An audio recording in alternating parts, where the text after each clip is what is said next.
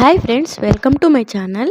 ఈరోజైతే ఈ వీడియోలో మహాశివరాత్రి వ్రత కథ అయితే చెప్తానండి. వీడియో ఎండింగ్ వరకు చూడండి, మిస్ కాకండి. ఇప్పుడైతే కథ అయితే స్టార్ట్ చేస్తున్నానండి.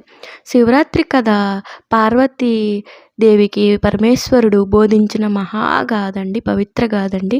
శివుడి అనుగ్రహం కోసం భక్తులు ఉపవాసాలు, రుద్రాభిషేకాలు, రుద్రాక్షమాలలు, విభూతి ధారణలు, జాగరణలు చేస్తారండి.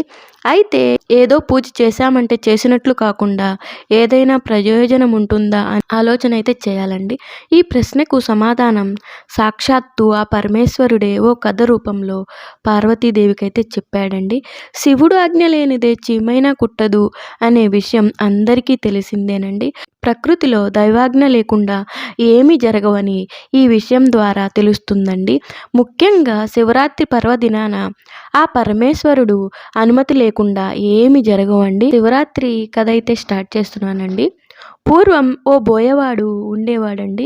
వృత్తిరీత్యా అడవికి వెళ్ళి జంతువులను వేటాడి కుటుంబాన్ని పోషించుకుంటూ ఉండేవాడండి. అయితే ఓ ఉదయాన్నే వెళ్ళిన అతడికి ఒక్క మృగం కూడా కనిపించలేదండి. పొద్దుపోయేదాకా ఎదురు చూసినా ఫలితం అయితే లేకపోయిందండి. దొరకపోవడంతో నిరాశగా ఇంటి ముఖం పట్టాడండి. మధ్యలో ఓ సరస్సు అయితే కనిపించిందండి అతనికి. దీంతో ఏదైనా జంతువు నీళ్లు తాగడానికి వస్తే సంహరించవచ్చని భావించి దగ్గరలో ఓ చెట్టు పైకైతే ఎక్కి కూర్చున్నాడండి అతను. అతడికి ఊతపదంగా శివ శివ అని అనడం అయితే అలవాటండి. అది మంచో చెడో కూడా అతడికి తెలియదండి. చెట్టుపై నుంచి జంతువులు సరిగ్గా కనిపించటం లేదని ఆ చెట్టుకు ఉన్న ఆకులు కొమ్మలు విరుస్తూ కింద అయితే పడేస్తున్నాడండి. ఇంతలో ఓ ఆడజింక అటుగా వచ్చిందండి. దాని మీదకు బాణం ఎక్కుపెట్టగా జింక మానవ గొంతుతో తనను సంహరించవద్దని వేడుకుందండి. తనను చంపటం అధర్మం అంటూ ప్రాణభిక్ష పెట్టమని ప్రాధేయపడిందండి. మామూలుగా అయితే అతడి మనస్సు క్రూరంగా ఉండేదండి. కానీ ఆ జింక మానవ భాషలో మాట్లాడేసరికి ఏం చేయలేక వదిలేశాడండి. అలా రెండో జాము కూడా గడిచిందండి. ఇంతలో ఇంకొక ఆడజింక అటుగా వచ్చిందండి. దాన్ని కూడా సంహరించాలని అతను అయితే భావించాడండి. తాను బక్కపల్చగా ఉన్నానని, తన మాంసంతో మీ కుటుంబం ఆకలి తీరదంటూ విడిచిపెట్టమని కోరిందండి. మరి కాసేపటికి నీకు ఏ జంతువు దొరకనట్లయితే తానే తిరిగి వస్తానని వేడుకొందండి.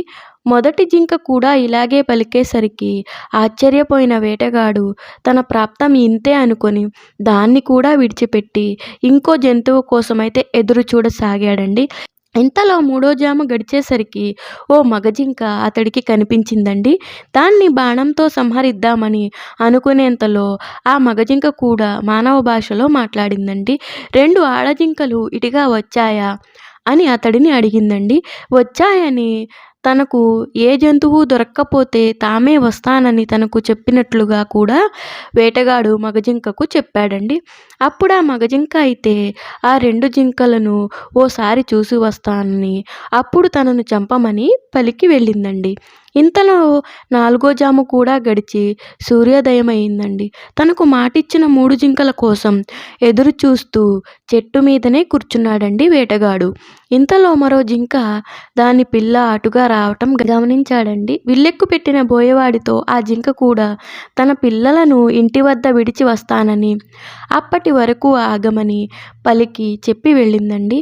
మరి కొద్దిసేపటికి నాలుగు జింకలు బోయవాడికిచ్చిన మాట ప్రకారం వచ్చి సత్యనిష్టతో తనను చంపమంటే తనను చంపమని ప్రాధేయపడ్డాయండి.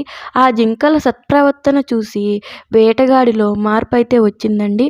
ఆ రాత్రంతా అతడు కూర్చున్నది మారేడు చెట్టు కావడం, అతడికి తెలియకుండానే శివనామ స్మరణ చేయడం, తన చూపునకు అడ్డు వచ్చిన మారేడు ఆకులను కోసి కింద పడవేయడం చేశాడండి. ఆ కిందనే ఓ పాత శివలింగం ఉండడం వల్ల ఆ మారేడు దళాలు శివలింగంపై పడ్డాయండి.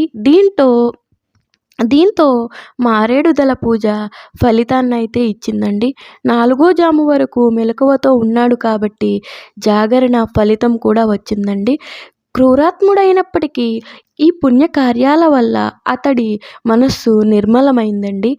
పైగా జింకల సత్యనిష్ట అతడిని పూర్తిగా మార్చివేసిందండి. శివరాత్రి పర్వదినం అని తెలియకపోయినా అనుకోకుండా చేసిన పూజా ఫలం వల్ల అతడు హింసను విడనాడాడండి. జింకలు తన సత్యనిష్టతో పరమేశ్వర అనుగ్రహం పొంది మృగశిర నక్షత్రంగా మారాయండి. వేటగాడు ఆ నక్షత్రానికి వెనుక ఉజ్వలంగా ప్రకాశిస్తూ లుబ్ధక అనే నక్షత్రం పేరుతో నిలిచిపోయాడండి. హింస చేయాలనుకున్నప్పుడు క్షణకాలం ఆగి ఆలోచిస్తే మనస్సు దాని నుంచి మరలుతుందండి. జింకలను చంపడంలో కాలయాపన చేసి బోయవాడు చివరకు అహింసావాదిగా మారగలిగాడండి. ఇదండి మహాశివరాత్రి వ్రత కథ. మీకైతే నచ్చితే లైక్ చేయండి, షేర్ చేయండి, కామెంట్ చేయండి. ఇలాంటి మరిన్ని వీడియోస్ కోసం నాకైతే సపోర్ట్ చేయండి ఫ్రెండ్స్. ఆ పార్వతీ పరమేశ్వరుల అనుగ్రహం మీ అందరిపై ఉండాలని మనస్ఫూర్తిగా కోరుకుంటున్నానండి. ఈ వీడియో చూసిన ప్రతి ఒక్కళ్ళకి మహాశివరాత్రి శుభాకాంక్షలండి. ఆ వీడియో ఎండింగ్ వరకు చూసిన ప్రతి ఒక్కళ్ళకి చాలా చాలా ధన్యవాదాలండి. ఇక ఈ వీడియోని ఇంతటితో ముగిస్తున్నానండి.